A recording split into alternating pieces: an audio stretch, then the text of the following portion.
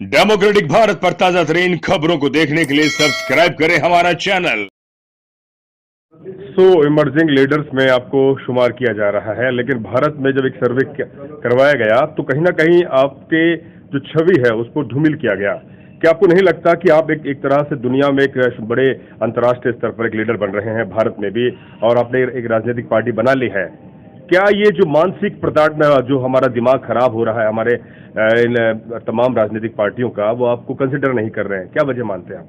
नहीं, मैं कोई वजह नहीं मानता हूँ। कोई वजह? देखिए, मैं आपको बताता हूँ, और ये मीडिया के सभी लोगों को जानना चाहिए, राजस्थान में भी, कि सिर्फ अमीरों को ही दिखा के काम नहीं चलेगा, लोकतंत्र है, गरीबों को भी दिखाना पड़ेगा।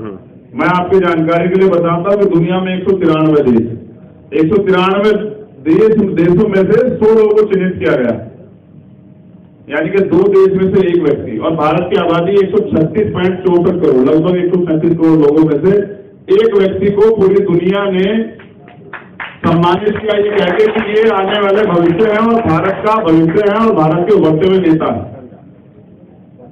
मुझे कोई तकलीफ नहीं, जो लोग आलोचना कर रहे हैं मुझ पर, उनको मैं सराहना करता हूं कि आज उनके कैमरे में हम आए तो सही। जिन लोगों को सदियों से नकार के रखा गया, जिनके अधिकार छीन के रखे गए, जिनको जो है नीची जातियां कहकर प्रताड़ित किया गया, आज वो लोग पूरी दुनिया में अपनी पहचान बना रहे हैं। तो ये हमारे लिए गर्व का विषय है। बस मेरे लिए चैलेंज है कि मैं उस चैलेंज को स्वीकार करता हूं जो टाइम्स ने मुझे दिया है, और मैं कामयाब हो गए। मेरी कामयाबी, हमारी साझा कामयाबी, हमारे प्रत्येक व्यक्ति की, जो गांव में निवास करता है, जिसके सर पे छत नहीं है, जिसके पेट में रोटी नहीं है, जिसके सर पे कपड़ा नहीं है, उन सब लोगों की सुरक्षा, उनके अधिकार और उनको एक अच्छा भविष्य देना मेरी जिम्मेदारी है। और इसके लिए हम लोग सब लोग यहाँ मौजूद है और ये हम देकर दिखाएंगे। राजस्थान में लगभग 65 सीटें दलित और आदिवासी समाज की आती हैं, और आगामी 2.5 साल बाद चुनाव होने वाले हैं। आपकी क्या रणनीति है? क्या जो 60-65 सीटें हैं उन पर आपकी क्या गोलबंदी रहेगी? देखिए, मेरी गोलबंदी रहेगी सभी सीटों पे। मेन क्या है ये आपको समझना पड़ेगा कि समस्या क्या होती है मूवमेंट में, कि हिस्सेदारी का एक बड़ा मामला है। जिसकी इतनी संख्या भारी उसकी इतनी हिस्सेदारी। हमारे नेता जो है इसमें थोड़ा सा भेदभाव करते हैं, देते वक्त। लेने के बारी आए तो सब लोग जो है ले लेते हैं, देते वक्त जो है दिक्कत करते हैं। हमें चाहिए कि हम सामूहिक नेतृत्व दें, इसलिए हम लोग जो है अपने भाईचारे को मजबूत करेंगे। SC/ST की तो समस्या एक जैसी है। हम जाएंगे गाँव-गाँव में, उनकी परेशानियों को नोट करेंगे, और मुझे लगता है कि जब हम उनके बीच में जाएंगे तभी उनकी सही परेशानी को जान पाएंगे, उस पर काम कर पाएंगे। तो हम ये भाईचारा स्थापित करेंगे और उनकी हिस्सेदारी उनको देंगे। जितनी आबादी उनकी है, आबादी के हिसाब से, जिससे हम आरक्षण की भी मांग करते हैं, उसी आबादी के हिसाब से उनकी हिस्सेदारी निश्चित करेंगे, संगठन में भी और टिकटों में भी पार्टी के। और यहाँ पैसा नहीं चलेगा। हमारी सबसे बड़ी ताकत रहेगी हमारी ईमानदारी। मेहनत करने वाले व्यक्ति की मेहनत को जाया नहीं जाने दिया जाएगा, उसको मौका दिया जाएगा कि वो काम करे। चंद्रशेखर भाई, निजीकरण, लेटरल एंट्री, पेट्रोल के दाम, तमाम ऐसे मुद्दे हैं जो खासतौर पे दलित, आदिवासी, जो वंचित समाज है, उस पर उसके पेट पर लात पड़ रही है। आरक्षण धराशायी हो रहा है। मुझे लगता है कि यहाँ जो लोग होंगे उनके दिमाग में ये सवाल होगा, उस पर क्या कहेंगे आप? बस ये मेरे बहुत जिम्मेदारी का सवाल है, और इसमें नौजवानों को मुझे सुनना चाहिए, हमारे सीनियर जो लोग होंगे। सरकारी स्कूल की स्थिति खराब है जी, ये करी गई है कि बुनियाद कमजोर हो जाए, और हम करेंगे एक मजबूत बुनियाद का निर्माण, समान शिक्षा लागू करके। यहाँ मैं यही आपको बताना चाह रहा था। अभी सज्जन पूछे थे कि आप कौन सी पार्टी बनेंगे।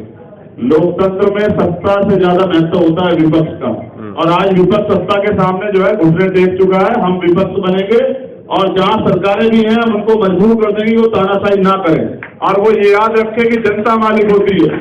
और जिस दिन हम लोग सत्ता में आएंगे तो हर एक गरीब को लगेगा कि उनकी अपनी पार्टी सत्ता में है और उनके मुद्दों पर काम होगा। क्योंकि अगर अमीर गरीबों के बारे में सोचते तो इस देश में गरीबत नहीं है। आज भी लोग रोटी के लिए मोहताज है, और ये खत्म होगा। किसान आंदोलन लगभग 6 महीने से चल रहा है। दिल्ली के आसपास लगभग 3 महीने हो चुके हैं। मैं भी गया हूँ, आप भी जाते हैं। सरकार और राष्ट्रपति का अभिभाषण जो कृषि कानून की महिमा मंडन कर रहे हैं, तो आपको नहीं लगता कि सरकार इस बिल को वापस लेने के बिल्कुल ही उसमें नहीं है? वहीं और किसान कह रहे हैं कि हम डटे रहेंगे जब तक ये किसान बिल वापस नहीं होगा। आपका क्या स्टैंड है? आपको क्या लगता है सरकार किसकी?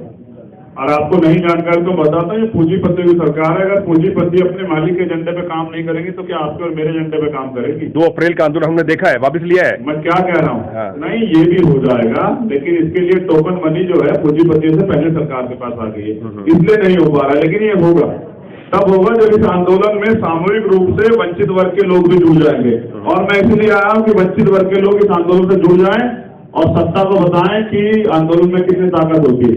ये देश भी तो आंदोलन से लगभग आजाद हुआ था ना, आपको अगर याद हो।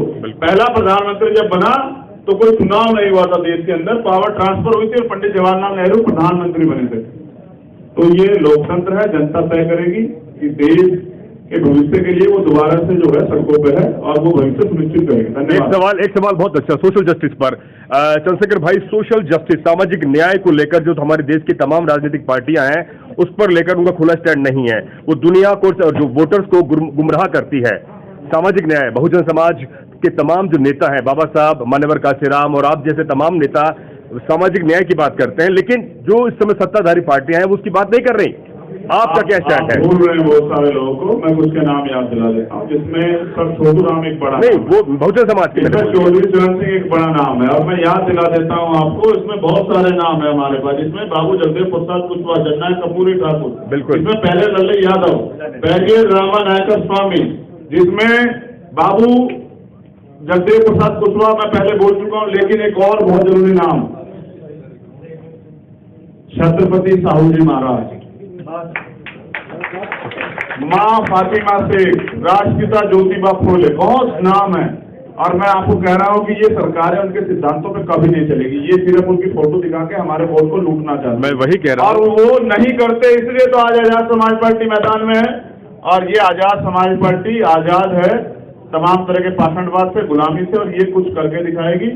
और आप देखिए, आजाद समाज पार्टी आने वाले कल में दुनिया में अपना नाम रोशन करेगी। धन्यवाद।